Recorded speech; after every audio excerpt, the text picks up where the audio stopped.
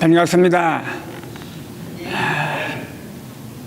아직도 내가 살아있구나 하는 그런 느낌을 가져봤습니다.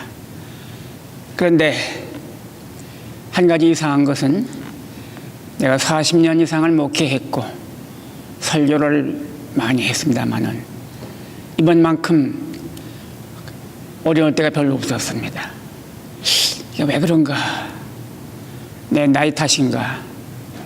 내가 반은 농담 삼아서 내 나이는 29살이다 하고 생각했지만은 그것이 아니었다는 걸 알았습니다.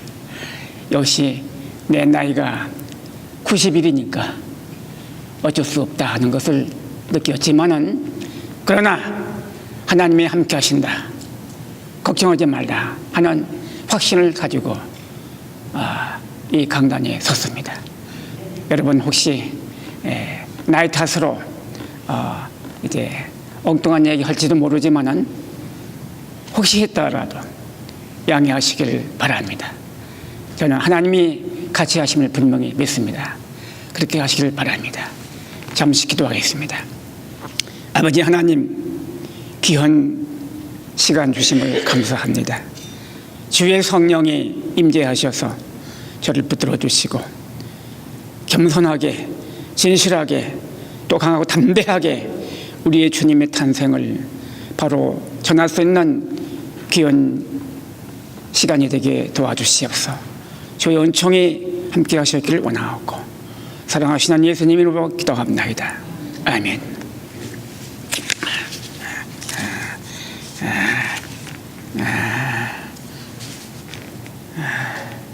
성탄은 어떤 날이냐 하면은 예수님이 나신 날이죠.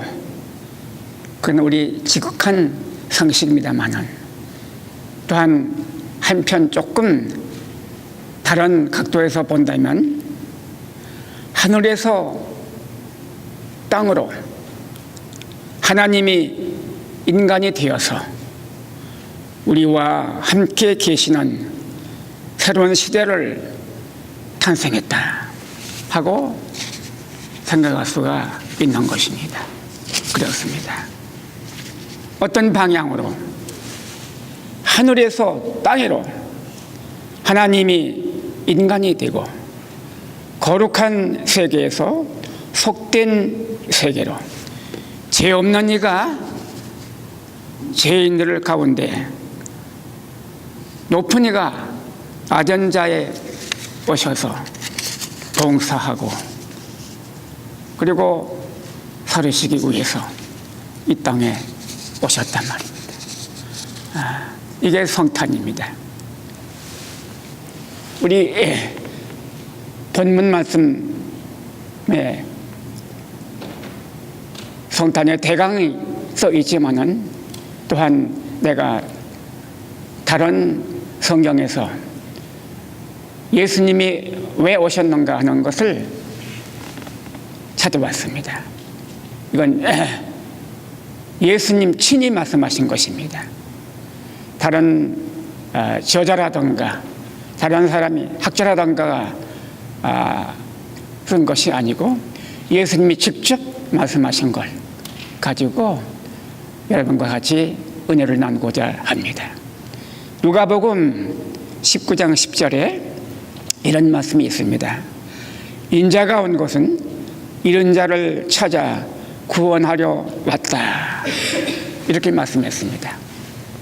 이것은 삭개오의 세리장 삭개오의 회심, 그가 뉘우친 이 고백을 듣고 그리고 예수님이 하신 말씀입니다. 내가 온 것은, 인자라는 것은 예수님이 스스로 당신을 가리켜서 하는 얘기입니다. 언제든지 잃어버린 자를 찾아 구원하기 위해서 왔다 그랬습니다. 잃어버린 자, 양 99마리를 두고 잃어버린 양 1마리를 찾는 목자의 심정이죠. 은 하나를 잊어버려서 아홉을 두고 찾는 여인의 심정, 이런 심정이 여기 담겨져 있습니다. 이 교훈이 뭐냐 말이냐. 우리 인간들은 모두가 다 내가 늘 느낍니다. 우리 교회 교인들은 물론이지만 예를 들어서 병원에 간다 할 때 수백 명이 왔다 갔다 합니다. 어느 기관에 가면 많은 사람들이 거기서 옹을거리고 있습니다. 한 가지 특이한 것은 남자는 머리를 깎고 여자는 다 머리를 길렀단 말이에요. 어른 아이 할 것 없이. 이거 똑같습니다. 동양 사람, 서양 사람, 한국 사람, 일본 사람, 중국 사람 할 것 없이 그렇습니다. 그러나 한 가지 특이한 것은 그렇게 많은 사람을 봤는데 똑같은 사람이 없습니다. 뭔가 하나씩 틀립니다. 얼굴이 틀려요. 몸집이 틀려요. 아니, 몸집이야 여하간에 얼굴이 다 같지 않습니다. 쌍둥이라도 그렇습니다. 그러니 얼굴이 그러니 마음가짐이 얼마나 틀리겠습니까? 이것이 인간이다 말이에요. 왜 그러냐?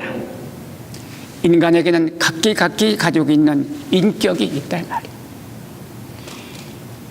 그 인격이 있어서 이건 아버지 어머니가 자식을 낳을 때에 육체만 낳지 그 인격은 넣지를 못합니다. 그 인격을 누가 주느냐? 하나님이 주십니다. 다른 의미에서는 매만 하나님의 형상을 집어넣고 있습니다. 여러분들 마음속에, 아니 여러분들 일상생활 가운데, 아니 여러분 자신 다 인격적인 존재입니다. 왜 그러냐?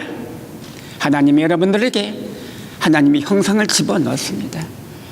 그래서 하나님의 형상을 가지고 있는 이상 다 인격자입니다. 귀한 존재입니다. 세상을 다 주고도 바꿀 수 없는 것입니다.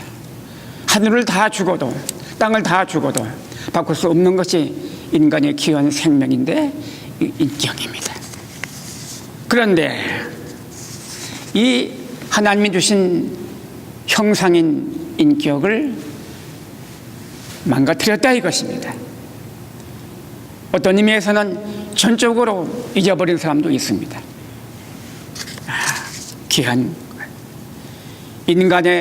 인간됨을 잊어버린 것입니다. 한국말에 이런 말이 있죠.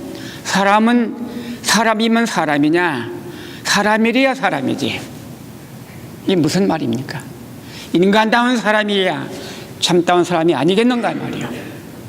인간다운 참된 사람의 그 본 모습을 잊어버렸다 이것입니다.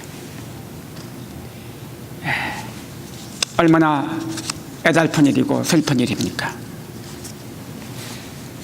인간의 참된 그 인격의 존엄함과 아울러 그걸 가지고 있는 그 비결은 뭐냐면 하나님이 주신 하나님의 형상을 지키면서 하나님과의 바른 관계를 가질 때에 비로소 인간이 인간답게 사는 것이죠. 하나님과의 바른 관계를 가지지 못할 때에 그때는 벌써 하나님의 형상을 잊어버린 것이고 사람다운 생활을 하지 못하는 것이 그런 것입니다. 창세기에는 아담아 내가 어디 있느냐 하고 하나님이 찾았습니다. 하나님 지금 아담이 어디 있는 걸 몰라서 그렇습니까?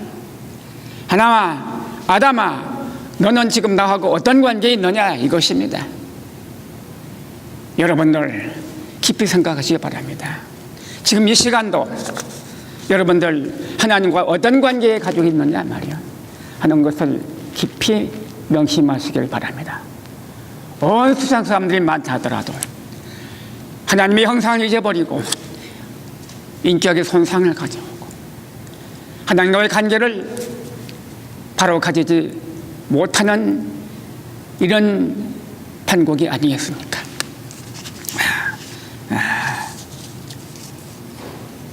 현대인 가장 큰 문제가 인간이 인간됨을 잃어버린 것이죠.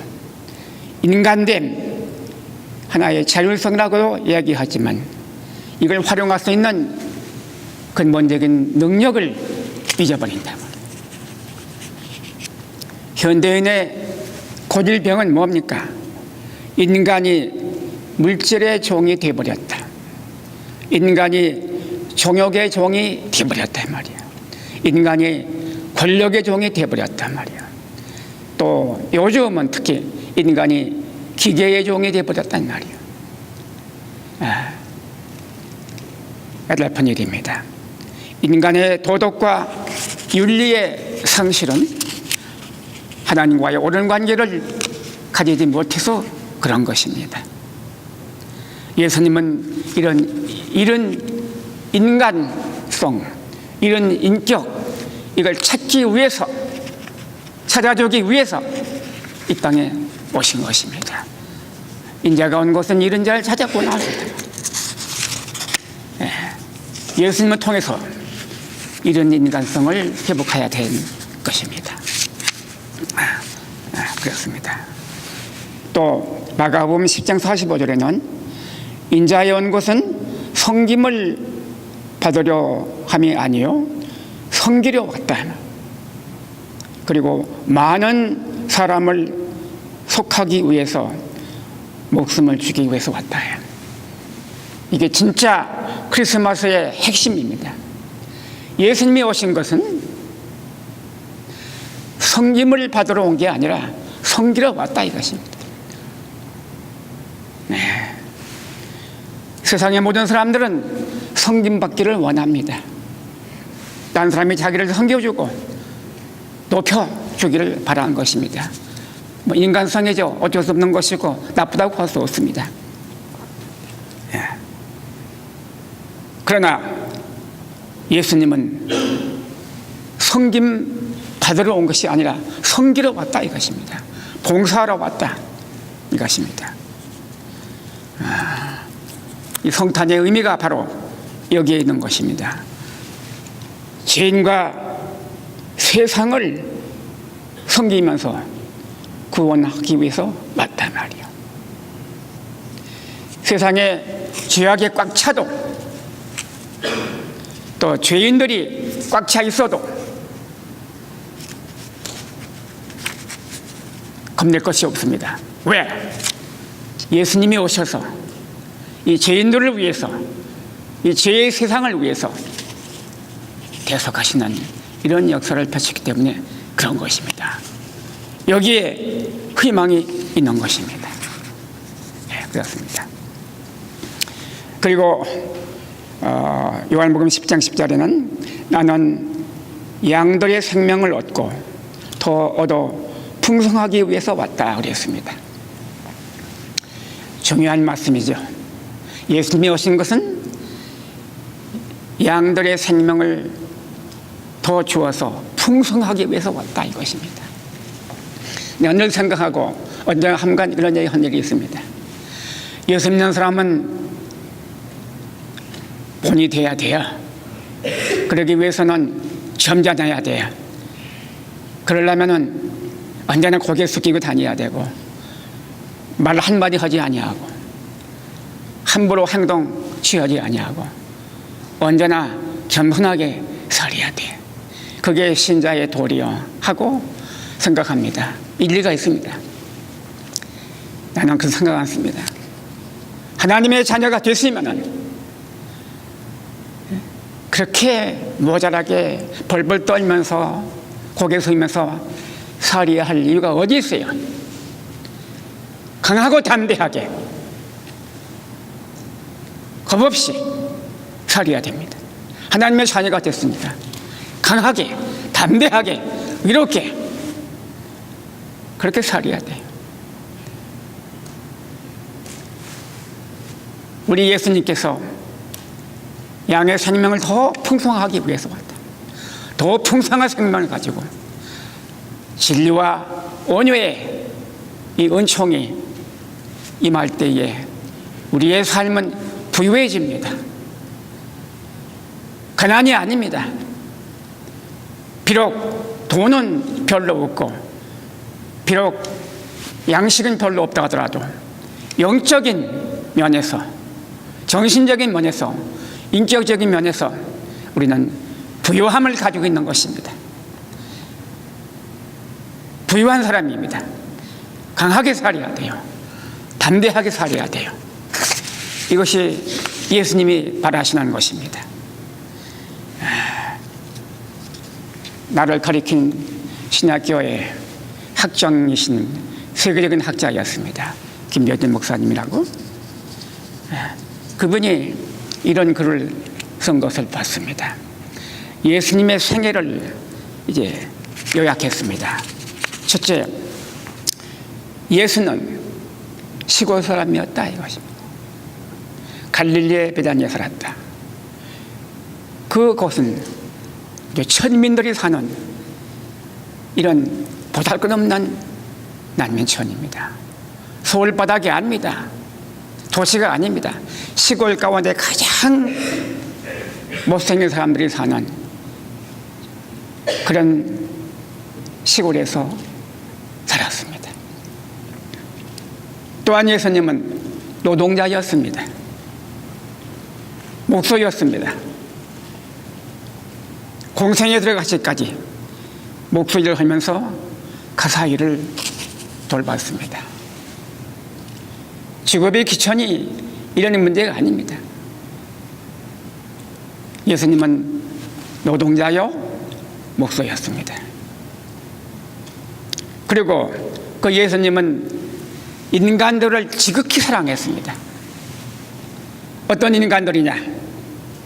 가난한 사람, 병자, 천대받는 사람들, 소외된 인간들, 뭐 부자, 권력자, 잘난 사람이 아니라 가난하고 천대받고 아프고 괴롭고 소외당하는 사람들을 지극히 사랑했습니다.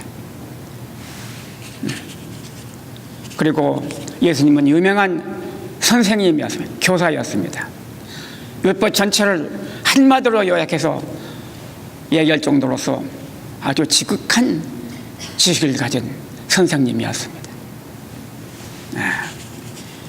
그리고 예수님은 하늘의 신비, 하나님의 경륜을 이 땅 사람들에게 계시하신 그런 분이십니다. 그리고 예수님은 철저한 승리자였습니다. 어떤 재난이 와도, 어떤 시련이 왔어도, 어떤 어려움이 있다 하더라도 굴하지 아니하고 뚫고 나가고 이격이 나갔습니다.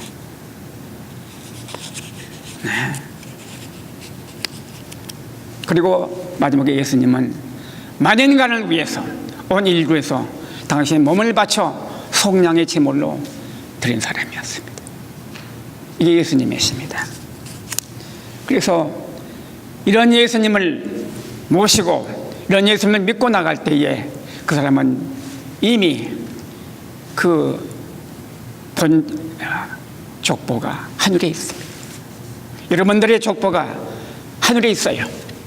나는 가끔 반은 농담 삼아서 얘기한 것 같지만 진담을 얘기합니다. 더러 아는 사람 만나면 너 어디서 왔느냐 혹시 물어보면 나는 나라가 셋이 있다.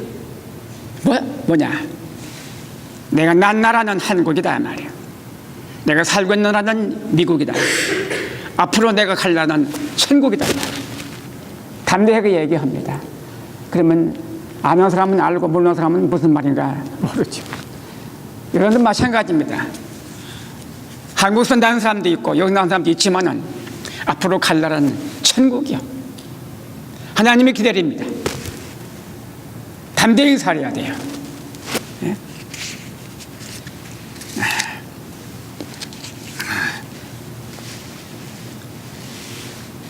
누가복음에는 목자들에게 나타난 천사의 고지가 있습니다. 지극히 높은 곳에서는 하나님께 영광이요 땅에서는 기뻐하심을 입은 사람들 가운데 평화로다. 예수님의 탄생을 보고 얘기했습니다.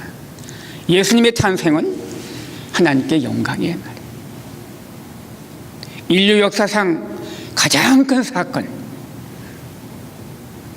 하나님과의 직결된 이런 사건, 이게 바로 예수님의 탄생이죠. 하나님의 당신의 아들을 보내시면서도 하나님의 영광이 됐다. 당신이 창조한 인간, 당신이 창조한 모든 인류를 죄에서, 죽음에서 건지기 위해서, 구원하시기 위해서 당신의 아들을 보내시면서, 얼마나 인간적으로 볼 때는 슬프고 애달픈 일이겠습니까만은 그게 아니야. 너는 가서 이 인류를 구원하라. 그 일을 성취했습니다. 하나님이 얼마나 기쁘겠습니까? 하나님께 영광이 된 것입니다. 동시에 예수님의 탄생은 기뻐함을 받은 사람들에게 평화로다 그랬습니다. 이게 무슨 뜻입니까? 예수님의 탄생은 하나님께 영광이고 인간들에게, 이 세상에게 평화라 이것입니다. 오늘날 이 세상은 한마디로 얘기해서 소란한 세상이죠. 불안한 세상이죠. 언제 터질지 모르는 세상이죠. 공포와 질고가 가득한 그런 세상 같죠? 아니에요. 예수님의 탄생으로 인해서 이 땅에 평화가 왔다. 단지 조건이 있습니다. 뭐냐? 기뻐함을 받는 사람에게 평화가 온다. 누가 기뻐하느냐 이것이요.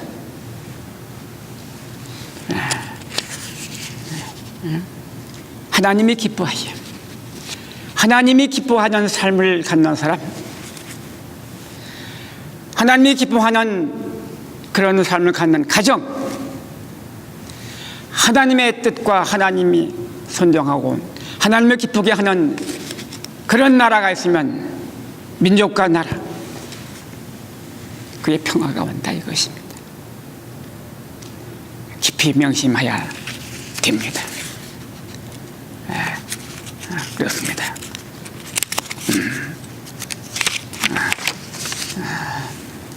우리는 어떤 사람이 되어야 되겠습니까? 인간을 기쁘게 하는 자가 되서는, 그건 나쁜 건 아니지만 그보다 권력자를 기쁘게 하는 자? 아닙니다. 학자와 전문가를 기쁘게 하는 자? 아닙니다. 세상을 기쁘게 하는 그런 자가 아닙니다. 하나님을 기쁘게 하는 그런 자라야 평화가 온다 이것입니다. 이때 비로소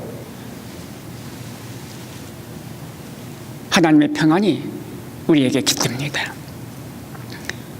우리의 삶은 예수님을 영접하고 하나님을 기쁘게 하는 이런 자가 되어야 한다는 것입니다.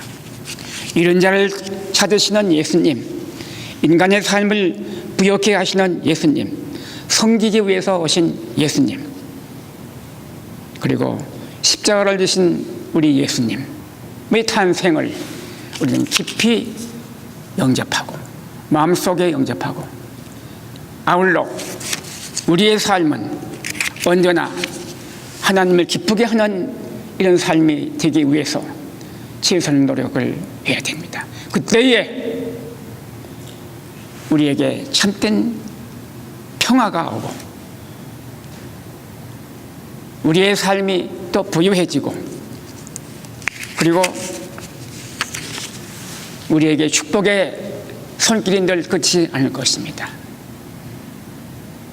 또 한편 다른 면으로 얘기한다면 우리는 하나님을 믿고 의지하고 살되 하나님의 재창조의 역사에 동참하는 사람이 되어야 됩니다. 이게 무슨 뜻이냐 말이에요. 하나님은 어떤 역할을 하십니까? 죽은 자를 살리고 아픈 자를 고치고 괴로워한 자를 달래주고 파괴된 것을 뜯어 고치고 이 땅을 새롭게 만드는 이런 역사를 하시는 분이 바로 하나님이시고, 이것이 재창조의 역사입니다. 이 하나님의 재창조 역사에 우리가 동참할 때에 참된 가치 있는 인간이 되고,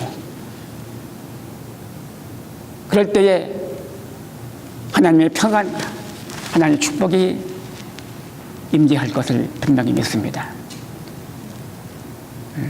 파괴하는 일, 죽이는 일, 짓밟는 일, 이런 데에 동참해서는 안 됩니다. 살리는 일, 고치는 일, 일으키는 일, 하나님의 역사, 이것입니다. 여기에 동참하는 사람이 되기를 바라는 것입니다. 성실한 인간성, 하나님의 형상을 다시 되찾아 하나님의 뜻을 따라서 이 땅에서 바로 가치 있게 사는 이 삶을 갖는 것은 탄생하신 우리 주님을 마음속에 영접하고 우리 생활 가운데서 같이 모시고 나는 길이요 진리요 생명이다 하고 말씀하신 예수님의 뜻을 따라서 참된 길, 진리의 삶, 생명의 길을 걷기를 바랍니다. 기도하시겠습니다.